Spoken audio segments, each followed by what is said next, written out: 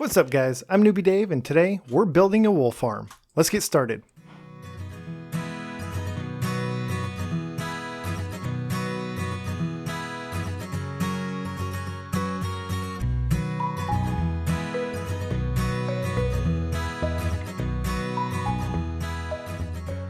What's up guys, how's it going?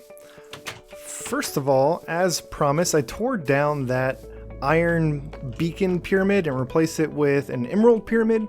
And like I said last time, I really like to bury my beacon pyramids in the ground.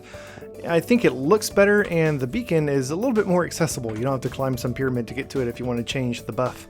And I really dig the tile deep slate bricks with the green emerald. That looks really good. I'm happy with how this turned out.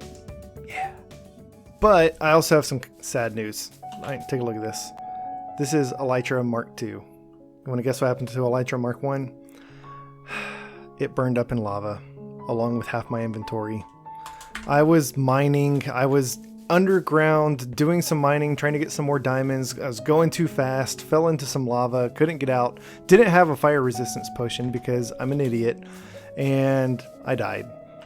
Fortunately, I didn't lose my tools because these bad boys are made from netherite, and netherite does not burn up in lava. So I was able to go back down there and recover all of my gear. I just lost my elytra and had to replace it. Fortunately, I had a backup because I thought ahead when I was in the nether and I got 2 elytras. And so I've got my backup on. I actually went back to the end again and got a couple more elytras so that if this happens again, if I say if, I mean when, I won't be left high and dry. Now, on to today's episode. We are building a wool farm. In the past, I've called this a sheep farm, which is kind of silly because I don't call my iron farm a iron golem or villager farm. I don't call my gold farm a zombie piglin farm. We call farms based on the resources that they produce, not what you put into them to make them run. So I'm going to call this a wool farm and not a sheep farm. I really like this spot for this farm, and really this is going to be part 1 of a multi-part series that I am starting. It's probably going to take the next 2, 3, maybe 4 episodes. I kind of want to transform this whole hill, maybe even going back and replacing some of the flowers and building around the quarry over there, but I want to turn this whole area into an agriculture district with different like sheep and cattle and crops and all sorts of cool stuff over here. But today we are going to start this whole thing off with a wool farm. Now I've already leveled this field. The whole area was this high earlier. I went ahead and came through, leveled it all down. I like having some variation in terrain, but it was 2 blocks high. It was like coming out to here, it was 2 blocks high. And that's just a little bit too high from down here. So I went ahead and leveled it. Next thing I need to do is kind of fill all this in because we can't build a sheep farm on top of a crevasse like this. So I've got some dirt and I've got some grass. And the reason I have both is because I'm not just going to come through and just cover up the top level with grass. It will work until you're out here digging and forget that it's only 1 block deep and you dig and fall through, or an enderman comes by and picks up some grass and now you have a hole that has like nothing underneath it. So I'm going to go down 2 blocks, which is actually going to fill in a good chunk of this. And I'll do the bottom half with dirt and then I'll do the top with grass and we'll just get this whole thing filled in. I've actually wanted to fill this thing in since I kind of settled this area. I like ravines. I like the ravines that go all the way down to like Y10 or 11. I think they're really cool looking and it's a nice way to just immediately get down to the bottom of the world. But these little cracks that are only 2 or 3 blocks deep, they're just annoying. You're running along and then you fall into it and have to kind of dig your way out. So I am not at all sad to be filling this thing in. By the way, while I'm filling this in, let me ask if you have joined my Discord server, and if not, let me ask why not? Discord is free. It's a fantastic messaging tool. My server is growing. There's a lot of really good people on there.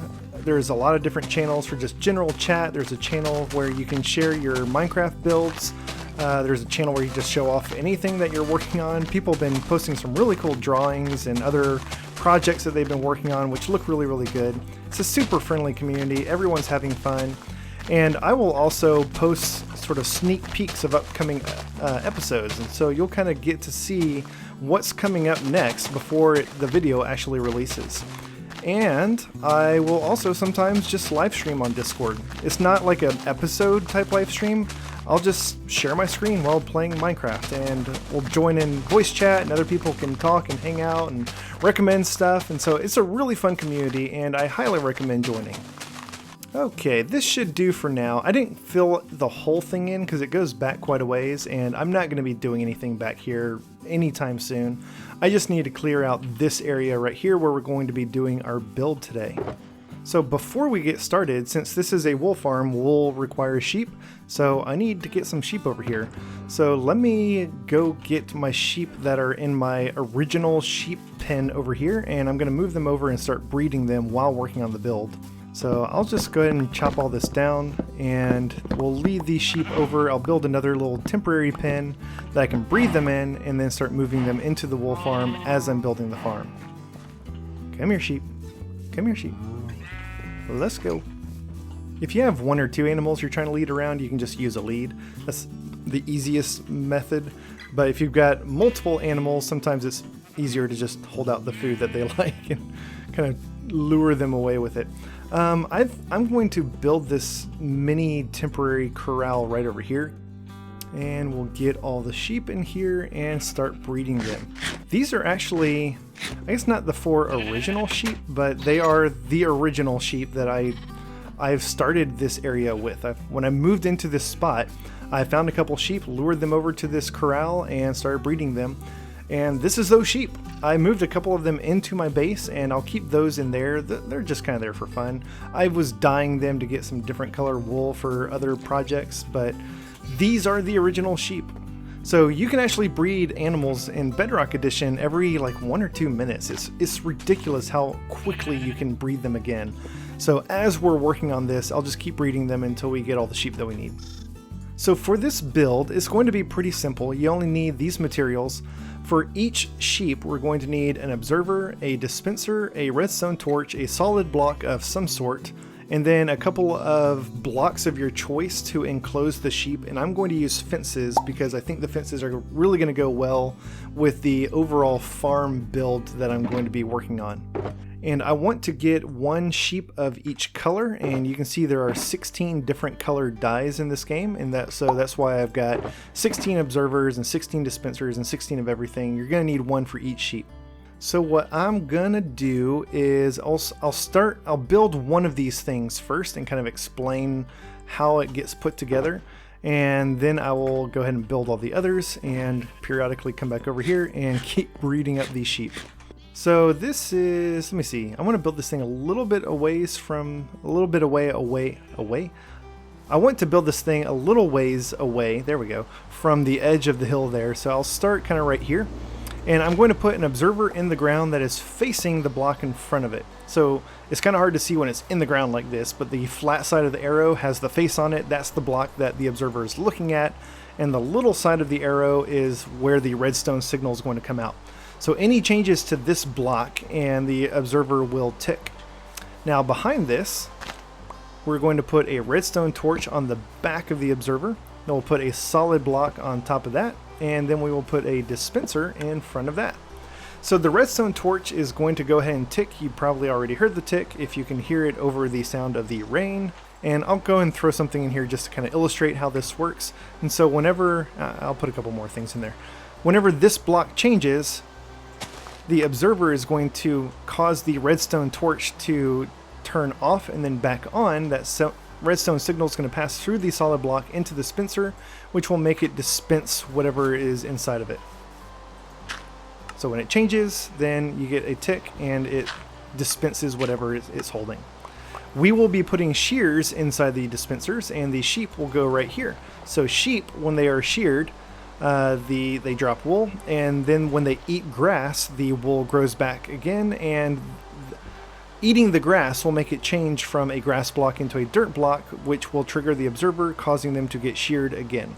And so every time they eat the grass and get wool, they'll get sheared automatically. The wool will drop on the ground, and then we'll build some sort of collection system underground for them. Now around this, we're going to build an enclosure to keep the sheep in like that. And we will also need to put something on top, otherwise they can just climb up on top of the dispenser and get out. So I'm probably just going to use a fence temporarily because, like I said, this is just part one of a bigger sort of farm agricultural build. And I'm probably, what am I going to put up here?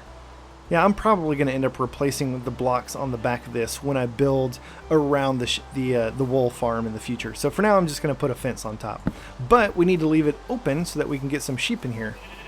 So I'm not going to try to lure the sheep out with wheat because then all the sheep would follow me out and that would just be a nightmare. So I'm going to use a lead and we'll just take one of these little baby sheep if I can get him. And we'll see if I can drag him out without too many sheep getting out here. There we go. We'll drag him right over here. And now I will use the wheat to kind of lure him into this little area. And you're probably going to have to get back here and just kind of nudge him in. There we go. Whoa. Oh, he got out. Okay. We'll try this again. You kind of got to be quick. Once you get him in there, you got to put something on the back block so that he can't escape. And boom, like that. Now he should be stuck in there. Even though you and I, having big brains, can get over this, the sheep sees that there's something on top and doesn't even try to climb that block. So there's one sheep down. Now we just need to do this 15 more times so that we have one sheep of every color.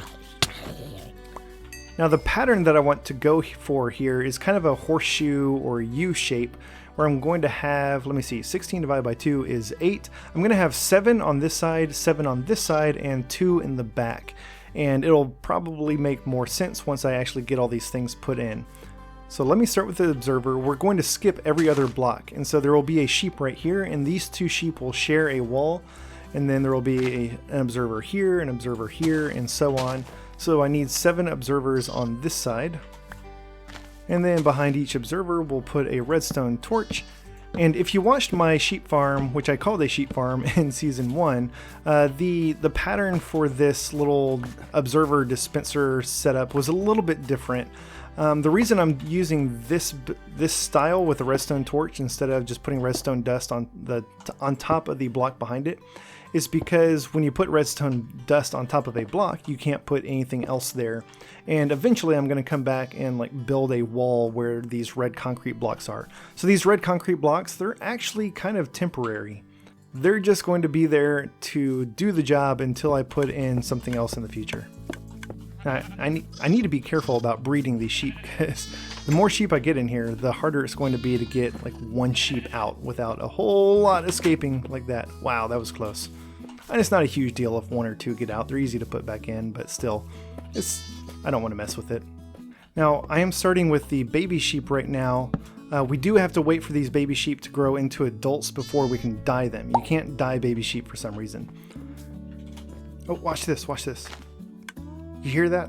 So the sheep just ate the grass, which turned it into dirt, and you could hear the click of the dispenser. Nothing happened because we don't have anything in the dispenser, and even if we did, you can't shear baby sheep, but you could at least hear the click to know that it works. So I've got 1, 2, 3, 4, 5, 6, 7 sheep put in over here. I think I've bred up all the sheep that I'm going to need. Let me see, I've got 4 adults. 1, 2, 3. No, so I've got 7 more over here. So I need 2 more sheep. So that should be all the sheep that I need. I'm actually going to need to get some more wheat so I can lead them around. But let me come over here and start working on the back half now. So I'm just going to take this exact same pattern and just turn it. So there's going to be a sheep enclosure right here, which means that there needs to be an observer right here, and the sheep's going to eat this grass. So the observer will go that way, redstone torch on the back, solid block on top of that, and dispenser in front of that. Now, I'm not actually going to put the next sheep area right next to this one. I'm going to skip a few blocks. Let me see, I'll skip 2 blocks, and I'll put the next one over here. The reason for that is if I put them side by side, this thing's going to be very long and very narrow. I want it to be a little bit wider than that. And this will leave some space for some other stuff that we might want to put in here in the future. All right, let me get 2 sheep moved into here, and then we can work on the last side. Oh, and apparently goats also really like wheat. Get out of here, goat. All right, so we'll do the last side over here the same way as we did this one. These guys are going to share a corner, and so we need to put the next observer right there, and then we'll skip every other block and do 7 observers on this side. So I am still going to have a couple of sheep outside this farm. I'm keeping the 2 sheep that are under my base over there. Right now they're dyed green. They're really just going to become like decorations or pets or something. I'm not going to be using them for wool. All my wool will come from this farm. Hello, sheep. Why are you jumping? You shouldn't be jumping. So there we go, 16 sheep and 16 enclosures. We still have a couple of little baby sheep, so we can't dye them yet. So what I'm going to do for dyes is I'm just going to go down the line. If you look up dyes in the crafting book, they're listed in a particular order. I kind of like that order, and so that's how I've got them ordered here. And I'm just going to go down the line and dye each of these sheep. I technically don't need to dye this one white. That one's already done for us. But for all these others, I'm just going to go in the same order. You can mix them up, do whatever makes you happy. And for the ones that I can't dye yet because they're babies, I will put an item frame right there, and I'll just stick the dye in the item frame so I know when this one grows up, dye them with this color. Oh, wait, you can dye baby sheep. Why didn't anybody tell me that? Come on, guys, you are supposed to be paying attention. Okay, that's actually really, really good. I don't know why I thought you couldn't dye baby sheep. Maybe it's because you can't shear baby sheep that I thought you also couldn't dye them. Well, that's really good news. Saved me some time and trouble. Alright, so there we go. Our 16 different color sheep all in their enclosures. Everything's hooked up with redstone. The only thing that's missing up here is actually putting the shears in the dispensers. I'm not going to do that yet because the sheep would just fall on the ground and there's nothing there to collect it. So I'm going to hold off on the shears until we actually have something to collect all the wool. So now we get to work on the collection system. Obviously the collection system is going to need to go below this, so I'm going to start by digging a hole. I'll do it right here, and I'm going to go down 3 blocks, and everything we need for the collection system is going to be in this chest right over here, which I just broke instead of showing you what's inside. So we're going to need 16 rails and 16 hopper minecarts, and then 16 hoppers, and then 16 double chests, which means 32 chests. And any sort of decorating blocks that you want. So everything else in here is just for decoration. So I'm going to put the ladders against this side and go down. And you can see the hole that I dug is 2 blocks in front of this observer. So I'm going to go down and then over 2 blocks because I want to get underneath all of the observers. Alright, so there is observer number 1. And if we keep going this direction, then we will dig out underneath all of the observers. I don't have any torches. I want to go ahead and light this up so I don't get any spawns down here. Oh, I lost all my torches when I died. I'm sorry, that sounded really pitiful. I lost all my torches when I died! Alright, so there is observer number 7, and I need to go back a little bit more, and we want to get over to the other observer right there. So that is the one that is kind of diagonal to this guy. So this is going to be the back wall. This is the side wall. We'll dig this whole area out until we get to the other observers on the other side. Now I want to caution, while you're clearing out down here, be very, very careful that you don't break the blocks above you, because there is a sheep standing on top of that block right there. And if you break it, that sheep's going to fall down here, and you're going to have to... It's going to be a lot of fun trying to put him back into his spot. So here's the whole area cleared out from one row of observers to the other row of observers, all the way back to the back row of observers. I'm going to go down one more level. I've cleared down 2 blocks. I'm going to go down one more because this floor is really disgusting and I want to replace it with my own floor. This might be a really good time to go change your beacon over to haste instead of speed if you're following my progress exactly. I'm not going to bother with it because this isn't a huge area. It's not going to take me too long to clear out, but this is exactly the sort of thing that haste is meant for, is just insta-mining all this stone. Okay, so for the flooring down here, I'm going to do something a little different. I'm going to use jungle logs and jungle planks, and then I'm going to use shroom light for the lighting. I've mentioned earlier in the series that I have a particular build style, a particular palette. Oh, creeper, no! No! Wow, that was so close. That was so close. Oh. Okay, we're good, we're good. All we have to do is replace that one concrete block. Man, he almost took out my sheep. That would have been so bad. And we are back in business. Okay, as I was saying before I was so rudely interrupted, I have a particular build style. I really like building with your simple woods like oak and spruce and birch, and using stone bricks and cobblestone and deep slate and black stone. And I haven't really done a whole lot of variety apart from that in previous builds. And so I want to be a little bit more adventurous with some of my build palettes in this series. And I've never really incorporated jungle wood into any builds before. I've basically only used it to like as a smelting material or to get sticks or something. So yeah, I'm going to use jungle wood for the floor and shroom lights for the lighting. I'm going to put down these shroom lights first, and I'm just going to kind of toss these here and there. No real pattern or rhyme or reason to it or anything. And the reason I like putting those down first is because then I can just kind of fill everything in around it. And I'm going to do the same thing with a couple of jungle planks. I don't want to use too many of these, but I want to throw some in for variety. There we go. Now the rest of this we can fill in with jungle logs. And what I'm going to do is I'm going to place these things in just kind of a random pattern. They're all going to be facing sideways like this, but I don't want to do like a checkerboard pattern or just alternate back and forth. I don't want all of one row facing one direction. I'm just kind of mix it up, do something just however it comes out. And then I'm going to strip all of these so that they look more like a floor and less like logs. I think there is one underneath my shulker box that I will strip once I move my shulker box. Every now and then maybe I'll put one face up like this. If it happens accidentally, I'll probably just leave it, but I don't think I'm going to deliberately try to do it anywhere. Alright, so I got all the flooring put in. I went ahead and replaced the wall with cobblestone because the dirt behind it looked kind of yucky. I didn't want to do something fancy with the wall because you're really not going to be able to see most of this wall, so cobblestone's fine.